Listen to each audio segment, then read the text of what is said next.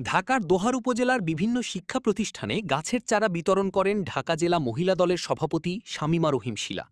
মঙ্গলবার সকালে উপজেলার নারিশা বালিকা উচ্চ বিদ্যালয়, ইকরাশি আদর্শ উচ্চ বিদ্যালয় ও বেগম আয়েশা পাইলট উচ্চ বালিকা বিদ্যালয় ও কলেজ মাঠে বিভিন্ন জাতের আম গাছের চারা রোপণ করা হয়।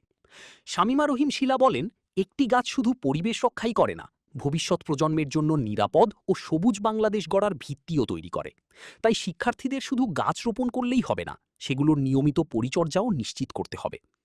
বৃক্ষরোপণ অনুষ্ঠানে উপস্থিত ছিলেন বেগম আয়েশা পাইলট উচ্চ বালিকা বিদ্যালয় ও কলেজের ভারপ্রাপ্ত অধ্যক্ষ শামীমা আক্তার, উপজেলা যুবদলের যুগ্ম আহ্বায়ক আব্দুল হান্নান, উপজেলা মহিলা দলের সাধারণ সম্পাদক স্বর্ণা মোল্লা, যুগ্ম সাধারণ সম্পাদক ঈশিতা আক্তার, সহ সাংগঠনিক সম্পাদক শাহনাজ, সহ প্রচার সম্পাদক সাবিহা, মহিলা দলের নেত্রী সুলতানা, মিতু আক্তার, চায়না আক্তার সহ বিভিন্ন শিক্ষা প্রতিষ্ঠানের শিক্ষক শিক্ষার্থীবৃন্দ। কিছু গাছ নিয়ে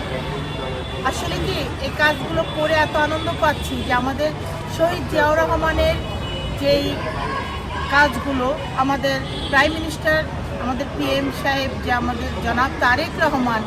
সেগুলোকে সে প্রচলিত করে সমস্ত জায়গায় সারা বাংলাদেশের আনাচে কানাচে কিন্তু এই গাছগুলো লাগানোর জন্য প্রত্যেকটা ব্যক্তিকে তৈরি করছেন। তা আমি চাই যে প্রতিটা ঘরে ঘরে এভাবে গাছ লাগানো হোক, প্রতিটা আঙিনায়, প্রতিটা স্কুল কলেজে, প্রতিটা মাদ্রাসা মসজিদের আশেপাশে গাছগুলো যদি লাগানো হয়, আমাদের এই সবার আগে বাংলাদেশে এত সুন্দরভাবে পরিবেশ তৈরি হয়ে আসবে, যেটি সবুজ শ্যামলের বাংলাদেশ, শহীদ জিয়াউর রহমানের বাংলাদেশ, বেগম মা অপরাজয়ের বাংলাদেশ,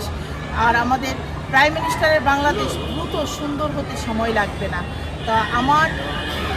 একটা কথাই আমি প্রিন্সিপালকে বলবো, আমার টিচারকে বলবো যে উনি যেন প্রত্যেকটা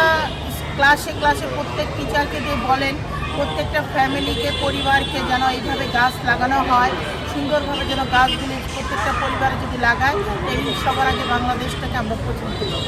বৃক্ষরোপণের কর্মসূচি আমি সারা দোহারের মধ্যে অব্যাহত করব এবং ঢাকা জেলার সভানেত্রী হিসাবে আমি ঢাকা জেলার প্রতি আশেপাশে এই কাজগুলোর জন্য প্রতিটা জায়গায় মেয়েদেরকে বলেছি, ইনশাল্লাহ তারাও কাজ করছে এবং